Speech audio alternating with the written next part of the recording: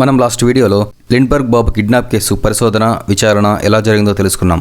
పోలీసులు ప్రాసిక్యూషన్ లాయర్ల కోణంలోనే ఆ వీడియోలో తెలుసుకున్నాం. హాప్ట్మ్యాన్ ఎవరి పేరు చెప్పకుండా అతను నిరపరాధులనే వాదిస్తూ మరణించడంతో అతను నిజంగా నిరపరాధేనా అన్న అనుమానం చాలా మందిలో కలిగింది. ఆ అనుమానమే కొంతమందిని ఈ కేసు పరిశోధనకు పురుగొల్పింది.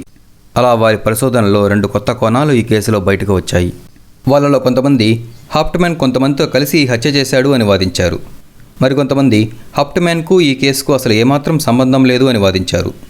మొదటి వాదనలో హాప్ట్మ్యానే నిందితుడు అని బలంగా నమ్మిన మనం ఈ 2 వాదనలను విడివిడిగా విన్నప్పుడు ఏ వాదన వింటే అదే నిజము అని ఖచ్చితంగా నమ్ముతాం. మరి ఇప్పుడు రెండో వాదన విందాం. ఈ వాదన ప్రకారం హాప్ట్మ్యాన్కి పార్ట్నర్స్ ఉన్నారని కొంతమంది బలంగా నమ్మారు. సంఘటనా స్థలాన్ని పరిశీలించిన FBI రిటైర్డ్ ఏజెంట్ డగ్లస్కు ఆ రాత్రి చీకటిలో కిడ్నాప్ చేయడం, నిచ్చెనను కారు నుండి బాబు రూమ్ వరకు తీసుకురావడానికి, పైకెక్కేటప్పుడు నిచ్చెనను పట్టుకోవడానికి కానీ, పరిసరాలను గమనిస్తూ ఉండడానికి కానీ ఖచ్చితంగా ఇంకో ఒకరిద్దరి సహాయం అవసరమని భావించాడు. హాప్ట్మ్యాన్ ఇంట్లో $14,000 గోల్డ్ సర్టిఫికేట్స్ మాత్రమే దొరికాయి. అంటే అది నిందితులకు ఇచ్చిన $50,000 సుమారు 3వ వంతు. మరి మిగతా 2 వంతులు ఏమయ్యాయి? అంటే ఇంకో ఇద్దరు కూడా ఇందులో పాలు పంచుకున్నారా అనే అనుమానం డగ్లస్కు కలిగింది. డగ్లస్ ఈ విధంగా కేసుపై తన సొంత పరిశోధనలు చేస్తున్నాడని తెలుసుకున్న రాబర్ట్ జోన్ అనే వ్యక్తి డగ్లస్ను కలిశాడు. తన తండ్రి జీన్ జాన్ ఇచ్చిన సమాచారం ఆధారంగా తను పరిశోధన చేసి సిమిట్రీ జాన్ అంటే శ్మశాన వాటిక జాన్ అనే పుస్తకాన్ని రాయబోతున్నానని చెప్పి డగ్లస్తో తన అనుభవాలు ఈ విధంగా పంచుకున్నాడు. 1930లలో మా గ్రాండ్ పేరెంట్స్ జర్మనీ నుండి వచ్చిన వాళ్ళు ఎక్కువగా నివసించే ఒక ప్రాంతంలో నివసించేవారు. అక్కడే మా నాన్నకి జర్మనీ నుండి వచ్చిన జాన్ నాల్ అనే ఫ్రెండ్ ఉండేవాడు. మా నాన్నకి 15 సంవత్సరాలు ఉన్నప్పుడు అంటే 1931లో న్యూజెర్సీలోని ఒక అమ్యూజ్మెంట్ పార్కుకి వెళ్ళిన మా నాన్నకు మరియు జాన్కి అక్కడే జాన్ తమ్ముడు వాటర్ నాల్ మరియు మరో వ్యక్తి కలిశారు. వాళ్ళు జర్మన్ లాంగ్వేజ్లో మాట్లాడుకుంటున్నారు. కానీ మధ్య మధ్యలో ఇంగిల్వుడ్ అనే పదం వినపడుతుంది. హ్యాంప్వెల్లో లిండ్బర్గ్ ఇల్లు కన్స్ట్రక్షన్ సమయంలో లిండ్బర్గ్ కుటుంబం న్యూజెర్సీలోని ఈ ఇంగిల్వుడ్ అనే ప్రాంతంలోనే నివసిస్తుండేది. జాన్ సోదరులు ఆ 3వ వ్యక్తిని బ్రూనో అని పిలుస్తున్నారు. హాప్ట్మ్యాన్ పూర్తి పేరు బ్రూనో రిచర్డ్ హాప్ట్మ్యాన్. అయితే తన తండ్రి అప్పుడు వాటిని పెద్దగా పట్టించుకోలేదని చెప్పాడు. అయితే తన తండ్రికి 47 సంవత్సరాల వయసు ఉన్నప్పుడు అంటే 1963లో ఒకసారి ట్రూ అనే ఒక మ్యాగజైన్ చదువుతున్నప్పుడు అందులో ఉన్న లిండ్బర్గ్ ఆర్టికల్లో జాన్, ఎంగిల్వుడ్, బ్రూనో అనే పదాలను చూడగానే ఒక్కసారిగా తన తండ్రికి 1931లో వారి సంభాషణ గుర్తుకు వచ్చిందని తనతో చెప్పాడని చెప్పాడు. ఈ సంఘటన గుర్తుకు రావడంతో అంతకుముందు ఆర్థికంగా ఇబ్బందుల్లో ఉన్న జాన్ తరువాత కాలంలో తన తండ్రికి స్టాంప్స్ కలెక్షన్స్ హాబీ ఉన్నందున $100 విలువ చేసే స్టాంపులను కలెక్ట్ చేసి తన తండ్రికి ఇవ్వడానికి అలా వచ్చిన డబ్బే కారణమై ఉండవచ్చని కూడా తన తండ్రి అభిప్రాయపడ్డాడని చెప్పాడు. ఈ విధంగా తన తండ్రి అనుభవాలను పంచుకున్న రాబర్ట్ తన పరిశోధనల గురించి కూడా చెప్పాడు. కాండన్ మరియు టాక్సీ డ్రైవర్లు చెప్పిన గుర్తులతో పోలీసులు గీయించిన ఊహా చిత్రం హాప్ట్మ్యాన్ పోలికల కన్నా జాన్ నాల్ పోలికలనే ఎక్కువగా పోలి ఉంది. హాప్ట్మ్యాన్ మరియు జాన్ల రైటింగ్ని తరువాత కాలంలో వచ్చిన కంప్యూటర్ సాఫ్ట్వేర్తో కంపేర్ చేసినప్పుడు ఆ లెటర్స్లోని రైటింగ్ హాప్ట్మ్యాన్ రైటింగ్ అవడానికన్నా జాన్ రైటింగే అవడానికి ఎక్కువ ఆస్కారం ఉందని తెలిసింది. అంతేకాక హాప్ట్మ్యాన్ కేసు కోర్టులో విచారణ జరగడానికి 3 వారాల ముందు అంటే 1935 జనవరి 2న తన భార్యతో కలిసి జాన్ $700 విలువ చేసే క్రూయిజ్లో జర్మనీ వెళ్ళాడు. 1935లో $700 అంటే జాన్ సంపాదనతో పోలిస్తే అది చాలా పెద్ద మొత్తం. తిరిగి ఫిబ్రవరి 13న అంటే కోర్టు హాప్ట్మ్యాన్కి ఉరిశిక్ష విధించిన మరుసటి రోజున అమెరికా వచ్చిన జాన్ తరువాత కాలంలో లగ్జరీ లైఫ్ గడిపాడు. రాబర్ట్ పరిశోధనలో మరొక ముఖ్యమైన విషయం, కాంటన్ కోర్టులో హాప్ట్మ్యాన్నే జాన్ అని చెప్పినా అంతకుముందు పోలీసులు అతడిని గుర్తుపట్టమని అడిగినప్పుడు అతడు జాన్ కాదని, శ్మశాన వాటికలో జాన్ని కలిసినప్పుడు అతని ఎడమ చేతి బొటనవేలుపై అసాధారణంగా కండ పెరుగుండడం గుర్తించానని, హాప్ట్మ్యాన్కి అలా లేదని చెప్పాడు.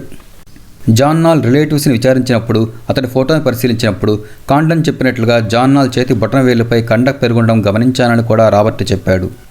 ఈ వాదనలో కొసమెరుపు ఏమిటంటే 1964లో అంటే తన 74 ఏళ్ల వయసులో జాన్ నాల్ నిచ్చెన మీద నుండి పడి లిండ్బర్గ్ జూనియర్కి అయిన గాయం లాంటిదే అయి మరణించాడు. జాన్ గురించి ఇన్ని అనుమానాలున్నాయి కాబట్టే రాబర్ట్ జోన్ తన సిమిట్రీ జాన్ అనే పుస్తకానికి the undiscovered master mind of the Lindbergh kidnapping అనే ట్యాగ్లైన్ పెట్టాడు. ముందు వీడియోలో పోలీసుల పరిశోధన గురించి విన్న మీకు హాప్ట్మ్యాన్ని దోషి అనిపించి ఉండవచ్చు. తర్వాత రాబర్ట్ పరిశోధన గురించి విన్న తర్వాత హాప్ట్మ్యాన్ జాన్ కలిసే చేసినట్టున్నారు కానీ జాన్ తప్పించుకున్నాడు అనిపించి ఉండవచ్చు. కానీ మీ ఊహకు అందని 3వ కోణం ఉంది. ఇందులో హాప్ట్మ్యాన్ నిర్దోషని, ఇందులో అన్యాయంగా ఇరుక్కున్నాడు అని కొందరి అభిప్రాయం. మరి హాప్ట్మ్యాన్ నిర్దోషి అయితే అసలు దోషి ఎవరు అని మీకు అనుమానం రావచ్చు. ఆ దోషి Lindbergh. The man who got away అనే ట్యాగ్లైన్తో the Lindbergh kidnapping suspect number 1 అనే బుక్ రాసిన లైస్ పెర్ల్మెన్ పరిశోధనలో, అదేవిధంగా the case that never dies అనే ట్యాగ్లైన్తో ది లిండ్బర్గ్ కిడ్నాపింగ్ అనే బుక్ రాసిన లాయిడ్ గార్డెన్ అనే వ్యక్తి పరిశోధనలో దారుణమైన వాస్తవాలు వెలుగులోకి వచ్చాయి. లిండ్బర్గ్ హోప్వెల్లో కేవలం వీకెండ్స్లో మాత్రమే తన ఫ్యామిలీతో గడుపుతాడు. కానీ ఆ వారం వీకెండ్ వచ్చిన లిండ్బర్గ్ సంఘటన జరిగేదాకా అంటే మంగళవారం దాకా అక్కడే ఉన్నాడు. సంఘటన జరిగిన సమయానికి నిజానికి లిండ్బర్గ్ న్యూయార్క్లోని ఒక యూనివర్సిటీలో మీటింగ్కి అటెండ్ అయ్యి అక్కడే డిన్నర్ చేయాలి. కానీ లిండ్బర్గ్ అక్కడికి వెళ్ళలేదు. అపాయింట్మెంట్ ఇచ్చిన తరువాత లిండ్బర్గ్ వెళ్లకుండా ఉండడం అనేది అంతకు ముందెప్పుడూ లేదు. ఆ రోజు అతను వెళ్లకుండా ఉండడానికి గల కారణమేమీ లేదు. సంఘటనా స్థలంలోనే ఉండి పోలీసుల విచారణను అడ్డుకోవడానికే అతను అక్కడున్నాడు. ఆ సమయానికి లిండ్బర్గ్ తన కొడుకుతో హోప్వెల్లోనే ఉంటాడని ఎవరికైనా తెలుసా అంటే అది కేవలం లిండ్బర్గ్కే. బాబు కనిపించకుండా పోయినప్పుడు ఆ రూమ్లో మొదట వెతికిన నర్స్ బెట్టీకి కానీ లిండ్బర్గ్ దంపతులకు కానీ ఆ బెదిరింపు లెటర్ కనపడలేదు. లిండ్బర్గ్ మళ్ళీ రెండవసారి రూమ్లోకి వచ్చినప్పుడు కిటికీలో ఉన్న లెటర్ చూశాడు. అంటే రెండోసారి రూమ్లోకి వచ్చినప్పుడు లిండ్బర్గ్ ఆ లెటర్ అక్కడ పెట్టాడు. పైగా లెటర్ కనపడగానే పిల్లాడు కనపడలేదన్న టెన్షన్లో లెటర్లో ఏముందని చదువుతారు ఎవరైనా. కానీ లిండ్బర్గ్ అలా చేయలేదు. ఆ లెటర్ని చూడగానే బాబుని ఎవరో కిడ్నాప్ చేశారు, ఆ లెటర్ని ఎవరూ ఓపెన్ చేయవద్దు, ఫింగర్ ప్రింట్స్ ఏమైనా ఉంటాయేమో, పోలీసులే ఓపెన్ చేయాలి అన్నాడు. పోలీసులతో లిండ్బర్గ్ సంఘటన జరిగిన సమయంలో బయట తనకు కొయ్య విరిగినట్లు శబ్దం వినపడిందని చెప్పాడు. కానీ మిగిలిన వారెవరూ తమకు ఎటువంటి శబ్దం వినపడలేదని చెప్పారు. లిండ్బర్గ్ పోలీసుల విచారణకు సహకరించకపోగా తన పలుకుబడిని ఉపయోగించి పోలీసుల విచారణను అడ్డుకున్నాడు. న్యూజెర్సీ స్టేట్ పోలీస్ హెడ్కి చెప్పి ఈ సంఘటన జరిగినప్పుడు లిండ్బర్గ్ ఇంటికి మొదటగా వచ్చిన హోప్వెల్ పోలీసు అధికారిని ఈ కేసు విచారణ నుండి తప్పించాడు. సంఘటన జరగడానికి 2 రోజుల ముందు లిండ్బర్గ్ 2 కుక్కల్లో ఒకటైన స్కిన్ అనే పేరుగల కుక్కను న్యూజెర్సీలోని ఒక కుక్కల షెల్టర్లో ఉంచారు. ఎప్పుడూ బాబుని అంటిపెట్టుకునుండే ఈ కుక్కను కిడ్నాప్ జరిగిన సమయంలో బాబు దగ్గర లేకుండా న్యూజెర్సీలోని ఒక డాగ్ షెల్టర్లో ఎందుకు ఉంచారు అన్న కోణంలో పోలీసుల విచారణ అసలు జరగనే లేదు. లిండ్బర్గ్ మరి ఎందుకు తన కొడుకును తనే చంపుకున్నాడు అనే ప్రశ్నకు వారిచ్చే సమాధానం అతనికున్న జీన్స్ పిచ్చి. నాజీలను విపరీతంగా అభిమానించే లిండ్బర్గ్ తన పిల్లలు కూడా అలానే ఉత్తమ జాతి పిల్లలుగా ఉండాలనుకున్నాడు. కానీ లిండ్బర్గ్ ఫ్యామిలీ డాక్టర్ ప్రకారం లిండ్బర్గ్ జూనియర్ డి విటమిన్ లోపంతో స్వల్ప రికెట్స్ వ్యాధి లక్షణాలు కలిగి ఉన్నాడు. అతను నిల్చున్నప్పుడు అతని కాళ్ళు కూడా స్ట్రైట్గా ఉండడం లేదు. అంతేకాక ఈ లోపం వలన అసాధారణంగా బరువు పెరుగుతున్నాడు. దీనికి ప్రధాన కారణం లిండ్బర్గ్ తన భార్య 7వ నెల గర్భవతిగా ఉన్నప్పుడు ఓపెన్ టాప్ కాక్పిట్ ప్లేన్లో తన భార్యతో కలిసి కాలిఫోర్నియా నుండి న్యూయార్క్కు బయలుదేరాడు. అయితే ప్లేన్ బాగా ఎత్తులో పోవడం వలన లిండ్బర్గ్ భార్యకు ఆక్సిజన్ అందక చాలా ఇబ్బందులు పడింది. అప్పటి నుండి లిండ్బర్గ్ జూనియర్కి జన్మనిచ్చేదాకా హాస్పిటల్లోనే ఉండింది.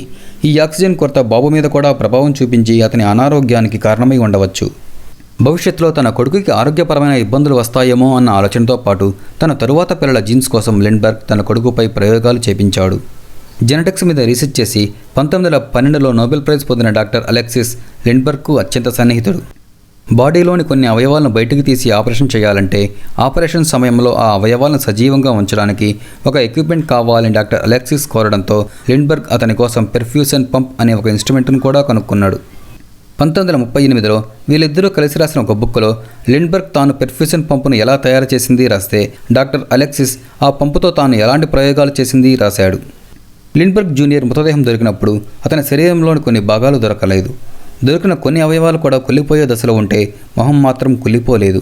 అంతేకాక ఆ మృతదేహానికి దగ్గరలోనే ఒక పెర్ఫ్యూషన్ పంపుతో పాటు మెడికల్ ల్యాబ్కు సంబంధించిన సీరం మరికొన్ని ఆనవాళ్లు లభించాయి. లిండ్బర్గ్ తర్వాత కాలంలో జర్మనీకి వెళ్లి స్థిరపడి అక్కడే 3 జర్మనీ యువతులతో 7 పిల్లలను కనడం కూడా ఈ నాజీ సిద్ధాంతాన్ని బలపరుస్తుంది. ఈ పరిశోధకుల 3వ వాదన విన్నారు కదా. అదేవిధంగా ఈ పరిశోధకులు పరిశోధించిన హాప్ట్మెన్ విచారణలోని కొన్ని లోపాలను కూడా ఇప్పుడు చూద్దాం. పోలీసుల విచారణలో హాప్ట్మెన్ తనకు ఆ డబ్బులు ఇసిడార్ ఫిష్ అనే ఒక జర్మన్ ఫ్రెండ్ ఇచ్చాడని చెప్పినప్పటికీ అతనెవరు, అతని చరిత్ర ఏంటి అని పోలీసులు ఎవరూ విచారణ చేయలేదు. ఒకవేళ ఆ దిశగా విచారణ జరుగుంటే ఆ డబ్బుల గురించి తెలిసేదేమో. హాప్ట్మెన్ చేశాడని పోలీసులు చూపించిన నిచ్చెనను పోలీసులు టెస్ట్ చేసినప్పుడు ఆ చెక్కలు కేవలం 120 పౌండ్ల బరువును మాత్రమే మొయ్యగలిగాయి. కానీ బాబు బరువు కాకుండా హాప్ట్మెన్ ఒక్కడి బరువే 180 పౌండ్లు. హాప్ట్మెన్ ఫ్రెండ్స్ ప్రకారం హాప్ట్మెన్ చాలా స్కిల్డ్ కార్పెంటర్. హాప్ట్మెన్నే కనుక నిచ్చెన చేయాల్సి వస్తే ఆ నిచ్చెన కన్నా 10 రెట్లు మంచి నిచ్చెన చేస్తాడు. పైగా హాప్ట్మెన్ గ్యారేజ్లో ఎన్నో చెక్కలు ఉంటే తన ఇంటిలోని చెక్కలతో నిచ్చెన తయారు చేయాల్సిన వాసన హాప్ట్మెన్కి ఎందుకు వచ్చింది? హాప్ట్మెన్ ఇంట్లో దొరికిన కాండన్ అడ్రస్, ఫోన్ నెంబర్ ఉన్న పేపర్ను సెన్సేషన్ క్రియేట్ చేయడం కోసం తనే అక్కడ పెట్టానని తరువాత కాలంలో ఒక జర్నలిస్ట్ చెప్పాడు. లిండ్బర్గ్ ఇంటికి వెళ్లే దారిలో ఆ రాత్రి హాప్ట్మెన్ని చూశానని చెప్పిన వ్యక్తి 87 సంవత్సరాల వయసు గల వ్యక్తి. పైగా క్యాటరాక్ట్ ఆపరేషన్ కూడా చేయించుకోనున్నాడు. బహుశా పోలీసుల $25,000 బహుమతికి ఆశపడి అలా చెప్పుండవచ్చు, లేదా ఎవరైనా చెప్పించి ఉండవచ్చు. బాబు కిడ్నాప్ అయిన రోజు హాప్ట్మ్యాన్ డ్యూటీకి రాలేదు అని కోర్టులో చెప్పిన అతని సూపర్వైజర్ నిజానికి పోలీసుల విచారణలో హాప్ట్మ్యాన్ ఆ రోజు న్యూయార్క్లోని మెజెస్టిక్ అపార్ట్మెంట్లో డ్యూటీలో ఉన్నాడు అని చెప్పాడు. హాప్ట్మ్యాన్ని పోలీసులు అదుపులోకి తీసుకున్న తర్వాత నేరం ఒప్పుకోమని తీవ్రంగా హింసించారు. కానీ తనేం పాపం చేయలేదని చెప్పిన హాప్ట్మ్యాన్ మరణశిక్షను అనుభవించేదాకా అదే మాట మీద నిలబడ్డాడు. నా భర్త నిరపరాధని తెలిసిన క్షణమే నేను ఈ లోకం నుండి సంతోషంగా వెళ్ళిపోతాను, ఆ క్షణం కోసమే ఎదురు చూస్తున్నాను అని పదే పదే చెప్పి ఆ దిశగా ఎన్నో ప్రయత్నాలు కూడా చేసిన హాప్ట్మ్యాన్ భార్య తన చివరి కోరిక తీరకుండానే తన 95 సంవత్సరాల వయసులో 1994లో తన భర్త దగ్గరకు చేరుకుంది. మరి ఈ 3 వాదనలో ఏ వాదన నిజమని మీరు నమ్ముతున్నారు? మీ అభిప్రాయాన్ని కామెంట్ చేయండి. ఈ వీడియో కనుక మీకు నచ్చినట్లయితే లైక్ చేయండి, షేర్ చేయండి. మరిన్ని ఇంట్రెస్టింగ్ వీడియోల కోసం మా ఛానల్ సబ్స్క్రైబ్ చేసుకోండి.